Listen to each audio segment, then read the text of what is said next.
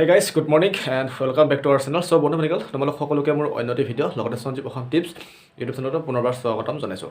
চ' বন্ধু বান্ধৱীসকল তোমালোকক সকলোৰে চাগে এটাই মনত প্ৰশ্ন যে বুলেৰো গাড়ীখনৰ বিষয়ে কিছুমান তথ্য জানিব বিচাৰে। চ' কিছুমান বন্ধু বান্ধৱীয়ে কমেণ্ট কৰিছিলে আৰু লগতে মোক ইনষ্টাগ্ৰামত মেছেজ কৰিছে আৰু লগতে হোৱাটছআপ যিটো আমাৰ গ্ৰুপ আছে চ' তাতেও কৈছিলে যে বুলেৰো গাড়ীখনৰ বিষয়ে অলপ জনাবচোন। চ' তাৰ বিষয়ত আজি এই ভিডিঅ'ত ধুনীয়াকৈ বুজাম যে বুলেৰো গাড়ীখনত ইঞ্জিন অইল কিমানখিনি কেপাচিটি থাকে বা লগতে তোমালোকৰ এই ফিউল অইল কিমানখিনি কেপাচিটি থাকে বা লগতে তোমালোকৰ চকাৰ নাট খুলিবৰ কাৰণে কিমান ৰেঞ্জ ব্যৱহাৰ কৰা হয়, লগতে তোমালোকৰ বুলেৰো গাড়ীখনৰ লেন্থ হাইট ৱেইট কিমান চ' সকলোবোৰ ডিটেইলছত জনাম। চ' ভিডিঅ'টো একদম শেষলৈ চাব আৰু যিসকলে এতিয়ালৈকে চেনেলটো ছাবস্ক্ৰাইব কৰি ভিডিঅ'টো লাইক শ্বেয়াৰ কমেণ্ট কৰিব, তেতিয়া মানে মটিভেশ্যন বাঢ়ে এনেকুৱা ধৰণৰ ভিডিঅ' বনাই থাকিব, ঠিক আছে। চ' গাইছ তেতিয়াহ'লে বেছি দেৰি নকৰি একদম ভিডিঅ'ৰ মেইন টপিকটো লৈ যাওঁ আৰু তোমালোকক সকলোকে দেখুৱাম যে এটা এটাকৈ কেনেকুৱা ধৰণৰ কি কেপাচিটি আছে সকলোবোৰ তোমালোকক এটা এটাকৈ আলোচনা কৰিম, ঠিক আছে। চ' তেতিয়াহ'লে তোমালোকক দেখুৱাই আছোঁ চাৰ্টখনত, ঠিক আছে। চ' গাইছ সেইটো হৈছে তোমালোকক দেখিছে ড্ৰাইভাৰ স্কিল টেষ্ট, এইটো আমাৰ যিটো মেইন ইম্পৰ্টেণ্ট টপিক হয় আৰু লগতে এইটো আজি আমি কিহৰ বিষয়ে জানিম যে বুলেৰো কাৰখনৰ বিষয়ে, ঠিক আছে। চ' গাইছ কথাটো হ'ল এইটো এই বুলেৰো গাড়ীখনৰ চকা খুলিবৰ কাৰণে ৰেঞ্জ কেনেকুৱা ধৰণৰ লাগে, ঠিক আছে। চ' গাইছ কথাটো হ'ল এইটো বুলেৰো গাড়ীখনৰ চকাটো খুলিবৰ কাৰণে ৰেঞ্জ সাধাৰণতে 21 mm ৰেঞ্জ লাগে, ঠিক আছে। আৰু এই 20 mm ৰেঞ্জৰে তোমালোকৰ Bolero pickup Scorpio' Xylo XUV TUV ETC Mahindra company, ঠিক আছে। চ' এনেকুৱা ধৰণৰ গাড়ী তোমালোকৰ চকা খুলিব পাৰে, ঠিক আছে। নেক্সট তোমালোকৰ হৈছে বুলেৰো গাড়ীখনৰ চকা চাইজ, ঠিক আছে। চ' বুলেৰো গাড়ীখনৰ চকা চাইজ যিটো আছিলে তোমালোকৰ বুলেৰো EX 1215/R15, ঠিক আছে। আৰু SLE 215/75R, ঠিক আছে। এনেকুৱা ধৰণৰ মানে তোমালোকৰ চব ঠিক ছেইম মানে XLG GLA power plus SLX SLE ZLX চব একাই ছেইম, ঠিক আছে। এইটো ছেইম একাই আৰু এইটো কি আছে যিটো বুলেৰো EX আছে তো তাতে 215/R15, ঠিক আছে।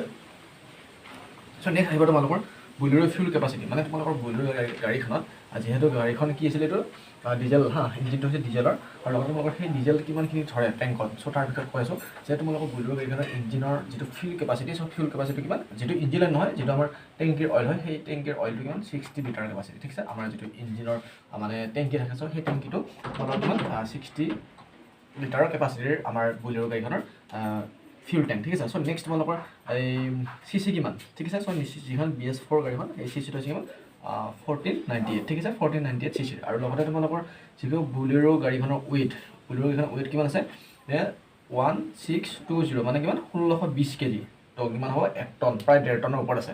চ' নেক্সট তোমালোকৰ লেন্থ মানে যিটো দীঘলটো হ'ব ন, দীঘলটো কিমান 3995, তোমালোকৰ যিখন বুলেৰো আমাৰ অল্ড মডেলৰ আছিলে সেইখনৰো 3995 আৰু লগতে এই যিখন যিখন নিউকৈ ওলাইছে আৰু এখন যে নতুন ওলাইছে সেইখনৰ কিমান এই লেন্থটো একে, কিন্তু যিটো হাইট আছে ন, চ' হাইটৰ যিখন আমাৰ অল্ড মডেল আছিল ন সেই অল্ড মডেলখনৰ 1880 মানে 1880 এইটো কি হয় মিটাৰ হয়, মানে মিলিমিটাৰ, ঠিক আছে। নেক্সট তোমালোকৰ যিখন নিউ আছে ন নিউখনৰ 1817 মানে মিলিমিটাৰ, ঠিক আছে। এইখনৰ অলপমান মানে এই যিটো লেন্থ অলপমান কম, ঠিক আছে। চ' এইখন অলপ দীঘলটো বেছি। চ' গাইছ নেক্সট তোমালোকৰ বুলেৰো গাড়ীখনৰ চিট কেপাচিটি কিমান, মানে তোমালোকৰ মানুহ কিমান যাব পাৰে। চ' বুলেৰো গাড়ীখনত তোমালোকৰ টোটেল 7টা মানুহ যাব পাৰে, ঠিক আছে। 7 চিটাৰ গাড়ী হয় এখন, ঠিক আছে। চ' নেক্সট বুলেৰো গাড়ীখনৰ ইঞ্জিন অইল কেপাচিটি, চ' যিটো আমাৰ ইঞ্জিনৰ অইল ভৰাওঁ সেই ইঞ্জিন অইলটো কিমান 6 লিটাৰ, কিন্তু হয়তো কিছুমানে ভাবিব পাৰে যে 7 লিটাৰ হ'ব পাৰে বুলি, কিন্তু 7 লিটাৰ ধৰে কিছুমানৰ ধৰে, কোনখনত ধৰে যিখন তোমালোকৰ পিকআপ গাড়ীখন ন সেই পিকআপত 7 লিটাৰ ইঞ্জিন অইল ঢালা হয়। আৰু যদি সাধাৰণতে তোমালোকৰ যদি ডিলাৰত যোৱা তেতিয়াহ'লে তোমালোকৰ 6 লিটাৰ থাকিব, ঠিক আছে। যেনেকুৱা তোমালোকৰ পাম্পটো কিমান হয় 33, যেনিবা তোমালোকৰ এই চকা পাম্প কিমান হয় এইটো ডিজেলি চাব গ'লে 33, কিন্তু অন্য যদি দোকানত দিব পাৰা 40 দিব, কিছুমানে 42 দিব, কিছুমানে 41 দিব, কিছুমানে 35 দিব, এনেকুৱা দিব, ঠিক আছে। নেক্সট তোমালোকৰ এই বুলেৰো গাড়ীখনৰ মাইলেজ কিমান দিয়ে 16/কিলোমিটাৰ, ঠিক আছে। যদি তোমালোকৰ চলাব ভালকৈ জানা তেতিয়া 16/কিলোমিটাৰ দিব, যদি তোমালোকে বেছিকৈ ক্লাছ টানি চলা তেতিয়াহ'লে কিমান 15 দিব বা 14 দিব পাৰে, ঠিক আছে। এইটো যিটো কোম্পানীৰ মাইলেজ হয় 16/কিলোমিটাৰ, ঠিক আছে। চ' নেক্সট ইঞ্জিনটো কি হয় সেইটো ডিজেল কেপাচিটি, ঠিক আছে। চ' ইঞ্জিনটো কি ডিজেলৰ। চ' গাইছ তোমালোকে ধুনীয়াকৈ মই তোমালোক বুজাই দিছোঁ যে চকা খুলিবৰ কাৰণে কিমান নম্বৰ ৰেঞ্জ লাগে 21 mm, ঠিক আছে। 21 mm ৰেঞ্জ লাগে, তো সেই 21 mm ৰেঞ্জ মানে কোন খোলা যাব Bolero pickup Scorpio' Xylo XUV TUV ETC, মানে যিখন তোমালোকৰ মহিন্দ্ৰা কোম্পানীৰ গাড়ী হয় ন, চ' মহিন্দ্ৰা কোম্পানীৰ অল মানে চকা 21 mm ৰেঞ্জৰে খোলা যাব। চ' নেক্সট গাইজ তোমালোকৰ এইটো বুলেৰো চকা চাইজটো কিমান আছিলে মই ক'লোঁ যে বুলেৰো EX খনৰ 215/R15, নেক্সট তোমালোকৰ SLE 215/75R, লগতে তোমালোকৰ ছেম এই SLX ZLX power plus SLX power plus SLE power plus ZLX, তো এই ছেম এইটোৱে।